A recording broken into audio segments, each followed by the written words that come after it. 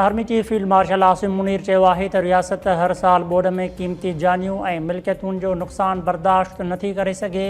अवाम खे बार बार ईंदड़ ॿोॾनि जी तबाहकारियुनि खां बचाइण लाइ घुर्बल समूरा क़दम इंफ्रास्ट्रक्चर जी तरक़ीअ खे तेज़ करणु घुरिजे। ISPR मूजिबि फील्ड मार्शल आसिम मुनीर कसूर सेक्टर ऐं जलालपुर पीरवाला मुल्तान में क़ाइम फ्लड रिलीफ कैंप्स जो दौरो कयो। ॿोॾ जे मौजूदा सूरत हाल ऐं इमदादी सरगर्मियुनि जो जाइज़ो वरितो। चीफ सेक्रेटरी पंजाब ऐं सिविल इंतज़ामिया ऐं ॿियूं आला अख़्तियारियूं बि आर्मी चीफ सां गॾु हुयूं। आर्मी चीफ खे ज़मीनी सूरत हाल ऐं ॿोॾ मुतासिर इलाइक़नि में जारी रेस्क्यू ऐं इमदादी कार्रवाइयुनि बाबति ब्रीफिंग ॾिनी वई।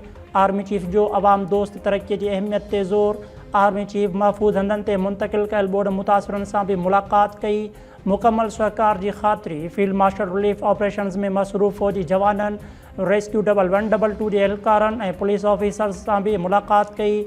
बुलंद हौसले, तयारी ऐं इंतहाई मुश्किल हालतुनि में क़ौम जी ख़िदमत करण वारे जज़्बे जी वाखाण कई। गुड्डू बैराज वटि पाणी वहकरनि में मुसलसिल वाध रिकॉर्ड, वरी ॿोॾ डिक्लेयर कई वई। गुड्डूअ वटि मथां वहकिरो 5,44,658 क्यूसेक रिकॉर्ड कयो वियो। हेठां वहकिरो 5,14,051 क्यूसेक रिकॉर्ड कयो वियो।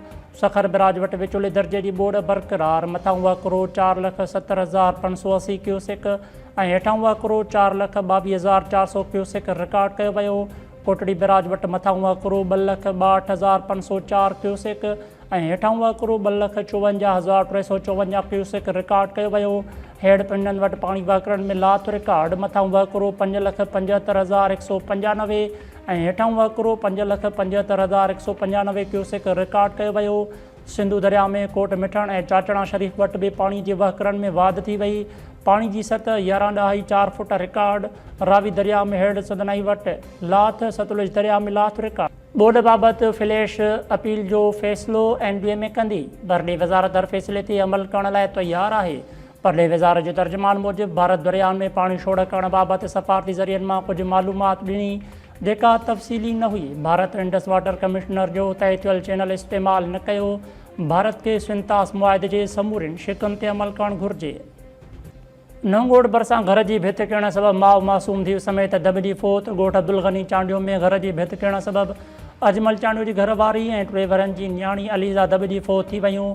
वारसनि जो चवणु आहे त सिंधु दरिया में चाड़ बाद घर टुराए समूरो सामान ॿाहिरि कढी रखियो हो। रुगो हिकु भित रहियल हुई। घर भाती सुतल हुआ त मथनि भित किरी पई। ऐं बख्शापुर भरिसां वापारियुनि खां लखें रुपया फुर। गुड्डू BSP फीडर जे पुल वटि हथियारबंदनि वापारी ग़ुलाम अली सूमरो, असगर बडाणी, पप्पू माछी ऐं असगर सूमरो खां लखें रुपया फुर करे फ़रार थी विया। वाक़े ख़िलाफ़ वापारियुनि जो बडाणी लिंक रोड ते धरणो। के बंद तरफ़ पथर खणी वेंदड़ डंपर जूं कतारूं लॻी वयूं। मुतासिर वापारियुनि जो चवणु आहे त गुड्डू BS फीडर वारे पुल ते ठहियल पुलिस चौकी कुझु वक़्त खां बंदि आहे। ॾुआरी ॾींहुं ॾिठे जो खुलेआम फुरूं करे फ़रार थी वञनि था। ॾुआरियुनि खे गिरफ़्तार करे फुर थियल रक़म, मोबाइल फ़ोन ऐं ॿियो सामान वापसि कराइण जो मुतालबो।